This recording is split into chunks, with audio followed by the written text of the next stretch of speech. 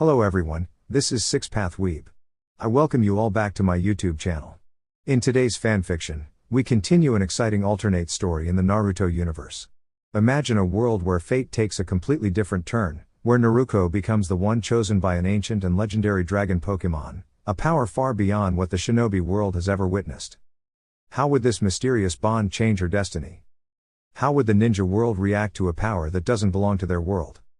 Today, we explore exactly that in What If Naruko Was Chosen by the Ancient Dragon Pokémon? Part 2. Disclaimer: the content on this channel is for entertainment and discussion purposes only. I do not own any of the anime footage used in my videos. All rights and credits go to their respective creators and copyright holders. Now, without wasting any more time, let's begin. Mimi, use water gun, Naruko called. Mudkip bounced happily before spraying a stream of water forward. Dodge it, Sheik, and use Ember, the other trainer answered. Tiny sparks fluttered through the air as Torchic released a small burst of warm embers. Naruko quickly pointed toward the ground. Mimi, water gun on the ground. Mudkip sprayed the earth, creating a splash that rose like a tiny wave and blocked the little sparks. The playful battle continued in the grassy clearing. Across from Naruko stood a girl with chestnut brown hair tied into two large tails. A bright orange clip held one side in place, and her blue eyes sparkled with determination. She wore a sleeveless golden shirt under a blue vest, along with black biker shorts beneath a white and blue skirt. A red bandana hung around her neck, and a blue beret rested on her head. All right, Sheik, use Scratch, the girl called. Torchic darted forward and tapped Mudkip with a quick swipe. Mudkip tumbled back, then hopped up again with an eager chirp. Naruko grinned and brushed a strand of golden hair from her face. Nice one. Mimi, charge in with tackle. Sheik, dodge, the other trainer said. Torchic hopped into the air just in time. Naruko pointed again. Now, Mimi, water gun while she's in the air. Mudkip. Mimi squeaked, spraying a gentle stream of water that splashed Torchic's side. Torchic landed with a soft plop and sat down to catch her breath. Both Pokémon panted lightly. They had been practicing for quite a while. Naruko suddenly clapped her hands. All right. Let's stop here for today. Your Torchic is amazing, Sapphire. The other girl blinked in surprise. Really? I thought we were just getting started. Her full name was May Sapphire Birch, though her friends simply called her Sapphire. Earlier that day, Naruko had returned a device Sapphire had accidentally left behind in her excitement to begin her journey. To thank her, Sapphire had challenged Naruko to a friendly match. And she had quickly realized something: Naruko was a very talented trainer. Sapphire crossed her arms thoughtfully. You're really good, Naruko. I think I'll make you my rival. Naruko laughed softly. A rival already? That sounds fun. She knelt beside Mimi and patted the little Mudkip behind her fin. So, Sapphire, what's your dream? Sapphire thought for a moment before answering proudly. My dream is to become the greatest trainer in the whole Hoenn region. And one day become the champion. She raised a fist with excitement. Even Torchic chirped proudly beside her. Naruko smiled warmly. That's a great dream. But? Sapphire asked, noticing Naruko's thoughtful look. But you'll have to beat me first, Naruko said with a playful grin. So don't lose to anyone except me. Sapphire's eyes lit up with determination. Same goes for you. You better not lose unless it's to me. Deal. Naruko replied. Are you entering the junior tournament in Rustboro City? Sapphire asked. Naruko nodded. Of course. I'll see you in the finals, Dada Bane. She covered her mouth a second too late. Sapphire stared at her. Then she burst out laughing. Oh wow. You have a funny little phrase you say at the end. Naruko's cheeks turned bright red. Hey. Don't laugh at me. Even Mimi nudged Naruko's stomach happily, while Torchic rolled on the grass with tiny chirps that sounded suspiciously like giggles. Sapphire wiped a tear from her eye as her laughter faded. Honestly, it's kind of charming, she said kindly. Everyone has little habits like that. Naruko scratched the back of her head. Well, maybe. After chatting a bit longer, the two girls said goodbye and promised to meet again at the tournament. As Naruko walked deeper into the forest path, Sapphire watched her go for a moment before heading toward Petalburg City. Dash. Naruko stretched her arms. All right, Mimi. Time for some training. She tossed another Pokéball gently into the air. Come on out, Chris. With a sparkle of light, a small floating Pokémon appeared. It looked like a shining pink gemstone with delicate features. Diancie. Chris chimed happily and floated straight to Naruko's shoulder. Naruko laughed. Nice to see you too. She set her bag down. Ready to practice, girls? Mimi and Chris nodded eagerly. Great. Let's get started.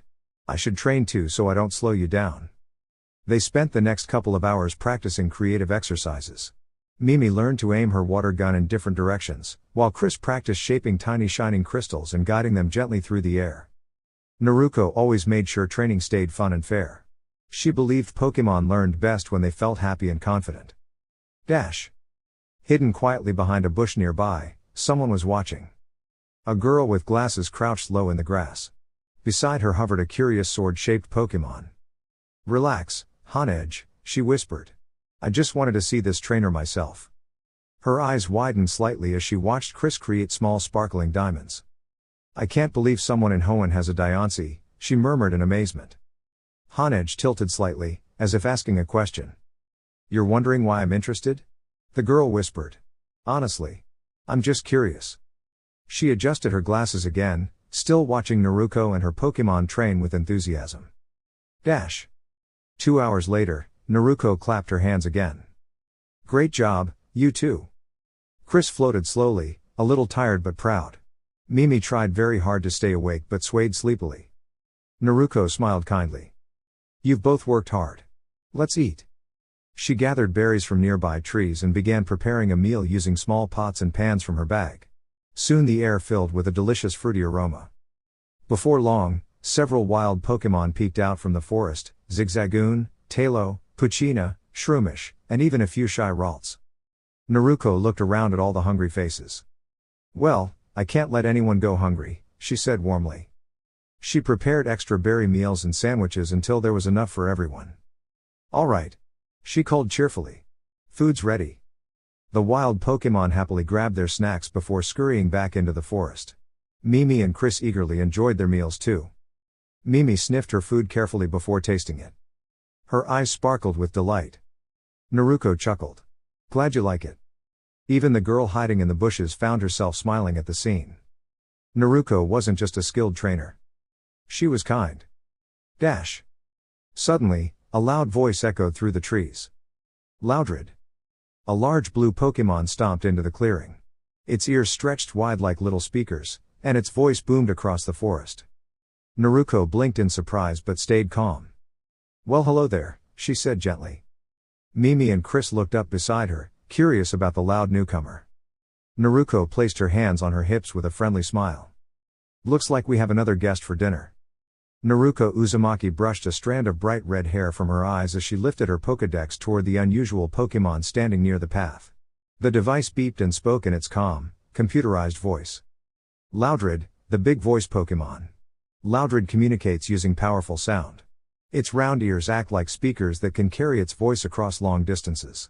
It often stamps its feet when it gets excited. Naruko blinked in surprise. A Loudred near Petalburg City? She wondered aloud. That's strange. I thought most of them stayed closer to Rustboro because of the tunnel where all the Whismur live. The Loudred noticed Naruko and her Pokémon and gave a booming cry that echoed through the trees. Leaves rustled and birds fluttered into the sky. Easy there, Naruko said gently, raising her hands. We're not here to bother you. But Loudred seemed upset. It stomped the ground again, sending little puffs of dust into the air. Naruko stepped aside quickly with her two Pokémon beside her. Chris, Mimi, let's help it calm down, she said. Her Mudkip, Mimi, nodded eagerly. Chris, who always tried to look serious and dignified, gave a small huff but stayed ready. Mimi, try a gentle water gun in front of it, Naruko said. Mimi sprayed a light stream of water into the ground nearby. The splash startled Loudred just enough to make it pause. At the same time, Chris released a glittering swirl of shining crystals that sparkled in the sunlight like tiny diamonds drifting through the air. The bright lights and cool mist distracted Loudred. The Pokémon blinked, clearly confused rather than angry now. Suddenly, Loudred stomped again and opened its mouth wide, letting out another booming cry that echoed through the forest. Naruko covered her ears. That's Loudred's uproar, she said. It gets louder the longer it goes. Mimi, quick, mud slap. Mimi scooped a bit of soft mud and flicked it toward Loudred's feet. The muddy splash made Loudred step back awkwardly. It blinked again and shook its head, as if realizing it had gotten itself into a noisy mess. Just then, a voice called out from behind them. Chespin, vine whip. 2 green vines swooshed through the air and gently wrapped around Loudred's ears, tugging them downward.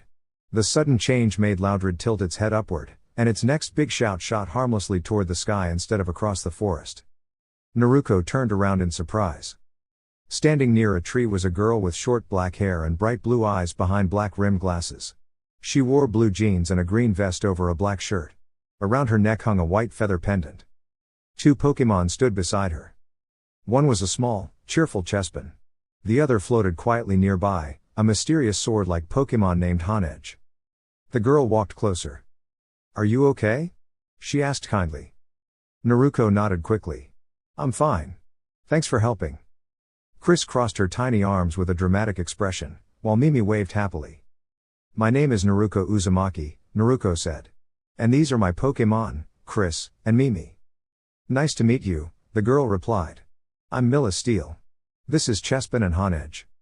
They shook hands. Naruko tilted her head curiously. "Chespin and Honedge aren't from around Hoenn, are they?" she asked. "Aren't they from the Kalos region?" Mila smiled a little. "Good eye," she said. Behind them, Loudred slowly sat down in the grass, now looking tired rather than upset. Millis glanced at it and chuckled softly. "How about we talk more at the Pokémon Center in Petalburg City?" she suggested. "I think Loudred might want some quiet after all that noise." Naruko laughed. "Great idea." A short while later, Naruko and Mila sat side by side in the cozy waiting area of the Petalburg Pokémon Center while Nurse Joy and her Chansey checked on their Pokémon. Mimi rested happily on Naruko's head while Chris sat in her lap, trying to look important. "So," Naruko said with curiosity, "what brings you all the way to Hoenn?" Mila scratched the back of her head with a sheepish grin. "Well, I heard a legend," she said. "It says that somewhere across Hoenn there's a hidden treasure. Each city might hold a small clue that leads to it." Naruko's eyes sparkled. "A treasure hunt?" she said excitedly. "That sounds amazing." Mila shrugged. "No one really knows what the treasure is," she admitted. "The legend says it grants the wish that lies deepest in your heart." She paused for a moment, her voice softer. "My mother once traveled through Hoenn too. I thought, maybe following the same path would help me understand her journey." Naruko nodded thoughtfully. "I think that's really special," she said warmly. Then she brightened again. "My name's Naruko Uzumaki, future champion of Hoenn," she declared proudly. "One day I'm going to become the strongest trainer in the world." Mimi cheered happily. Chris tried to act unimpressed but couldn't hide a tiny smile. At that moment, Nurse Joy returned. "Your Pokémon are all healthy and ready," she said with a friendly laugh. Chespin bounced over excitedly and tugged on Millis's sleeve, pointing at Naruko and her Pokémon. Millis blinked, then smiled. "That's actually a wonderful idea," she said. She turned back to Naruko. "Since you're traveling across Hoenn to challenge the gyms, would it be alright if I joined you?" she asked. Naruko thought for a moment. Then she grinned brightly. "Of course," she said. "Adventures are always better with friends." Mimi clapped her little fins together. Chris gave Millis a long, dramatic stare before turning her nose up as if pretending to be very royal. Millis tried not to laugh. Just then, the Pokémon Center doors slid open and several trainers hurried inside with tired-looking Pokémon. Nurse Joy immediately rushed over to help them. Naruko watched with concern. "What happened?" she asked quietly. One of the trainers pointed nervously toward the forest outside the city. "There's a mysterious Pokémon out there," he said. "It isn't hurting anyone. But strange sparks of light keep appearing around it." Naruko's eyes lit up with curiosity. Millis adjusted her glasses. And Mimi bounced excitedly on Naruko's shoulder. It looked like their journey was already beginning with a brand new mystery. Sonia sighed softly. "That Pokémon is a very special case," she explained. "It was abandoned by its trainer in Petalburg Forest while it was very sick from a Dustox's poison powder. It managed to stumble back to the Pokémon Center, and I helped heal it. But after everything it went through, it doesn't trust anyone except me and Chansey. Trainers keep trying to catch it, but the poor thing always chases them away. I've warned people to stay away, but they rarely listen. Naruko's hands tightened into small fists at her sides. Her bright red hair swayed slightly as she looked determined. I may not understand why someone would release a Pokémon, she said quietly, but leaving one behind when it's hurt. That's just wrong. She looked toward Chris and then Mimi. Mimi gave a cheerful little cry, and Chris nodded with confidence. Naruko smiled. Come on. Let's go. Wait a minute, Millis said, gently grabbing Naruko's shoulder. Didn't Sonia just say that Pokémon doesn't trust strangers? You should stop and think. What are you planning to do? Naruko shrugged with a small grin. I want to help it. And how exactly are you going to do that? I'll figure it out when I get there, Naruko replied as she dashed toward the forest. Sonia watched her go and patted Millis on the shoulder. I hope she knows what she's doing. A moment later Naruko ran back with a sheepish expression. Where exactly is the Pokémon? Millis placed a hand on her forehead with a sigh while Sonia pointed east. Over that way. Thanks, Naruko said before running off again, this time with Millis following behind. About 10 minutes later, the two girls reached a quiet clearing.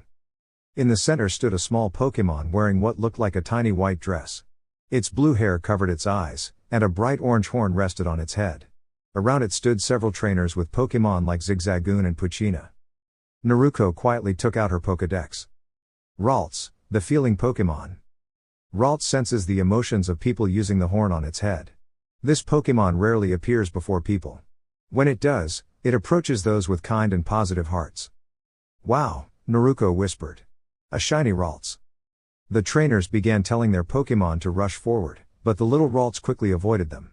Instead of trying to hurt anyone, it used its psychic power to gently push the Pokémon back or slide them across the grass so they couldn't reach it. Soon the trainers realized their Pokémon were tired and decided to head back toward the Pokémon Center. When the clearing became quiet again, the Ralts slowly turned toward the bush where Naruko and Millis were hiding. It had sensed them. Naruko stepped out first with her hands raised in a friendly way. Hi there, she said kindly, walking closer. We're not here to bother you. The Ralts watched carefully.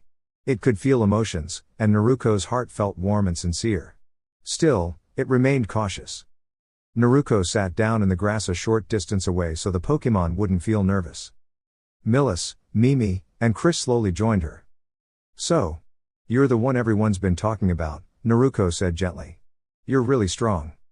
Ralts shifted slightly but didn't move away. Naruko looked at the little Pokémon thoughtfully.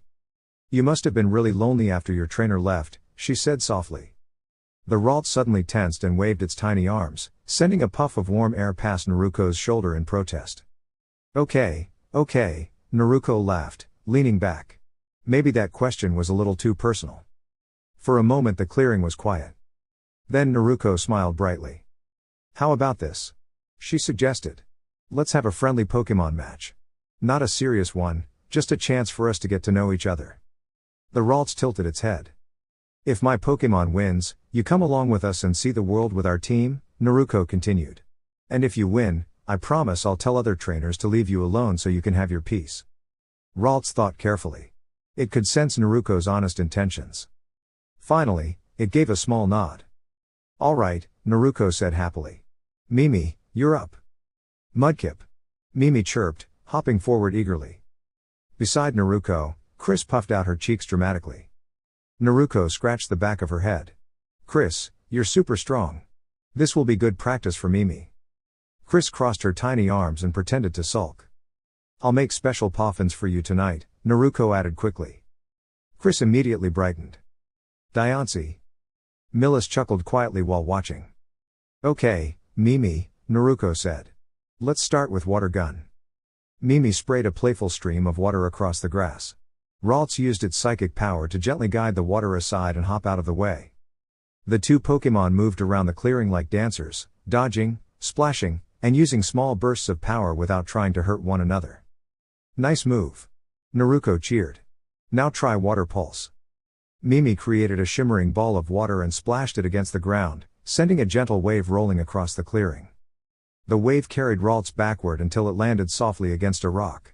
The little Pokémon blinked in surprise and then sat down, clearly tired but unharmed. Mudkip. Mimi celebrated happily. Naruko rushed forward and scooped Mimi into a hug. "You did amazing," she said proudly. "You even used a new move." Then she walked over to Ralts and carefully lifted the small Pokémon into her arms. "We should take you to the Pokémon Center to rest," she said kindly. Millis raised an eyebrow. "Aren't you going to catch it?" Naruko shook her head. "Not yet," she replied. "If I caught it while it was tired, it might feel like I tricked it. I want it to choose to trust me." She smiled warmly at the sleepy Ralts. "First we make sure it's okay. Then we can decide things together." Millis watched Naruko walk back toward the Pokémon Center with Mimi, Chris, and the little Ralts. She couldn't help but giggle softly. "Yep," she murmured to herself. "She's definitely a softie. But that might be exactly what this Pokémon needs." Pokémon Center, a few minutes later. Ralts' eyes slowly opened. For a moment she blinked at the bright lights above her, trying to remember where she was. When the shiny Pokémon finally looked around, she realized she was lying on a soft hospital bed inside the Pokémon Center. Ralts carefully hopped down onto the floor. She stretched her small arms, then quietly opened the door to her room. Curiosity filled her heart as she walked down the hallway, hoping to find some answers. From the main room, she heard voices. "I didn't think it would feel right if I had just caught Ralts while she still held some bitter feelings about trainers," someone said gently. Ralts paused. That voice belonged to the trainer with the mudkip, the one who had battled her earlier. With Naruko, Millis, and Nurse Joy. Rika stood very close to Naruko, looking carefully into her eyes as if she were searching for the truth. "So you're telling me," Nurse Joy said slowly, "that if Ralts wanted to be free, you would let her go? Even though you might never find another shiny Ralts again?" Naruko didn't look away. Her bright blue eyes were steady and sincere. "Yes," she said simply. The room fell quiet for a moment. Then Sonia leaned forward and gently kissed Naruko on the forehead, not in a romantic way, but in the warm, affectionate way an older sister might. Chris, however, looked like she might bury someone under a mountain of glittering jewels. "I wish there were more trainers like you," Nurse Joy said kindly. "You'd be surprised how many people forget that Pokémon have feelings. But you truly care." She smiled toward the doorway. "And it seems someone else has been listening too." The door slowly opened. Ralts walked into the room with a light little skip in her step. She headed straight toward Naruko's backpack. Everyone watched with curiosity as the tiny Pokémon opened the bag and searched around inside. After a moment, she found what she wanted. Ralts pulled out a bright white Pokéball with a single crimson stripe, a premier ball. She looked up at Naruko, crossed her arms thoughtfully. Then tapped the center of the ball. The Pokéball opened in a flash of light and gently pulled her inside. Shake. Shake. Shake. Clink. For a moment Naruko looked completely surprised. Then a wide smile spread across her face. She picked up the Pokéball carefully. "Welcome to the family, Saber," she said warmly. Mimi cheered happily at the thought of a new friend. Chris cheered too, mostly because it wasn't another girl joining their group. That night, Naruko slept peacefully. Chris rested comfortably on her chest. Mimi curled up beside her head like a fluffy pillow. Saber slept near her legs, glowing faintly in the soft moonlight through the window. Everyone looked cozy and safe. Everyone except Millis. Naruko's roommate was wide awake. Millis lay on her stomach, kicking her legs back and forth while holding a tiny notebook and pen. She scribbled something down with great focus. Check. Check. Check.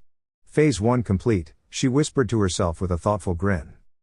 The next morning, Naruko and Millis waved goodbye to Sonia and her mother outside the Pokémon Center. Just as they were about to leave, Sonia's mother suddenly spoke. "If I were 10 years younger," she said playfully, "I'd challenge that brave young trainer to a dance." "Mother," Sonia cried, her cheeks turning bright red. Her mother only laughed warmly. "What?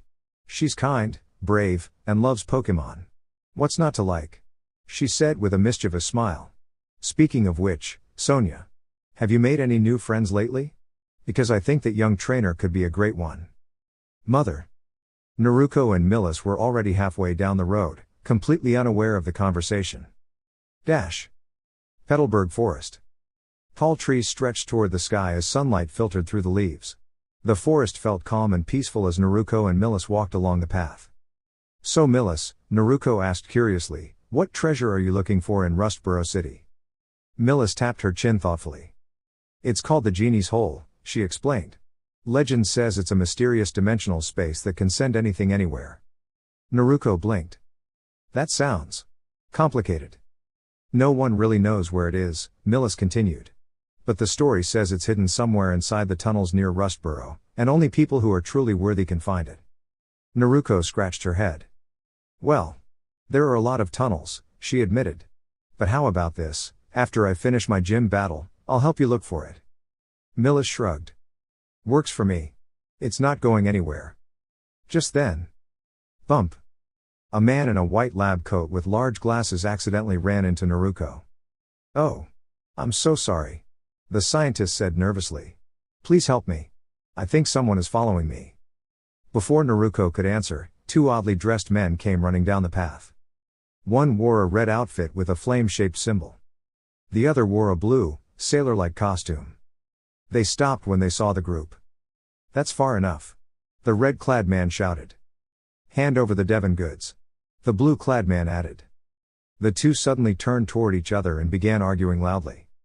Get out of my way. You get out of my way. Naruko rubbed her forehead. Maybe we should all just calm down, she said. The two men stopped. What did you say? They asked together. Naruko crossed her arms. I said maybe everyone should calm down and remember that working together is better than arguing. The two men looked at each other. Then they both scratched their heads awkwardly. Fair point, one muttered.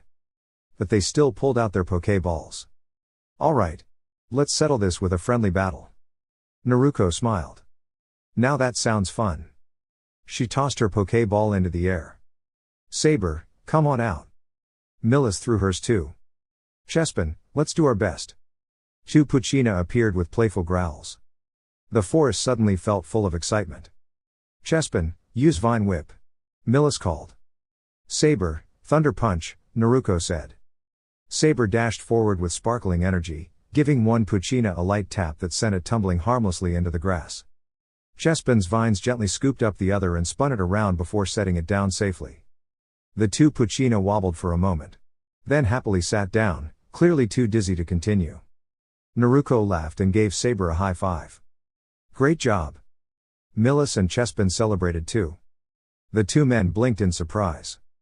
Then they shrugged. Well. That was actually pretty fun, the blue one said. Yeah, the red one agreed. Maybe we should train more before our next battle. And just like that, the forest returned to its peaceful quiet as everyone went their separate ways, Naruko and her friends continuing their bright adventure toward Rustboro City. The two troublemakers stomped forward with scowls on their faces. We're not going to be outsmarted by a bunch of kids and their Pokémon. They grumbled together. The scientist looked nervous, clutching a small notebook. Millis stepped forward bravely, ready to help if needed. But Naruko, who had bright golden hair and a cheerful spark in her eyes, only smiled with excitement. This might actually be fun, she said. Instead of rushing into a fight, Naruko dashed forward with quick, playful steps. She moved so fast that the two troublemakers stopped in surprise. Before they could react, she gently but firmly pushed them both aside with a quick spin and a tap on their shoulders. The two stumbled backward and landed in the soft grass with a surprised oof. Naruko bounced lightly on her feet, full of energy. Come on, she said with a grin. You can do better than that. The two stood up again and tried to block her path. But Naruko had already thought of something clever. She darted between them, hopped over a fallen log, and tapped each of them lightly on the back. Tag. You're it. She called. The two troublemakers spun around in confusion as Naruko zipped back toward her friends. Millis blinked. Saber crossed their arms in amazement. Chespin clapped happily. Even the scientist looked stunned. Naruko brushed a bit of dust from her jacket and smiled proudly. All right, that's taken care of, she said. Rustboro should only be about 30 or 45 minutes away. Let's go. She pumped her fist in the air with excitement. The others quickly followed her, asking question after question. How did you move that fast? Where did you learn that? Can you teach us? Naruko laughed as they walked down the forest path together. High in a nearby tree, someone had been quietly watching the whole scene. A young woman sat on a sturdy branch, holding a small Whismur in her arms. The tiny Pokémon blinked curiously. Wish? The woman smiled softly and patted the Pokémon's head. I'm alright, Aster, she said gently. I was just surprised. She looked down the path where Naruko and her friends were disappearing into the distance. That girl seems very brave, she continued thoughtfully. Maybe we'll meet her someday. The Whismur gave a tiny happy sound. Wish. The woman nodded with a warm smile. Yes, she said. I think that would be nice. Dear YouTube family. That's all for today. If you enjoyed the video, don't forget to like, share, and subscribe to the channel for more content. Your support means a lot and helps the channel grow. Thank you for watching. Regards. 6 Path Weeb.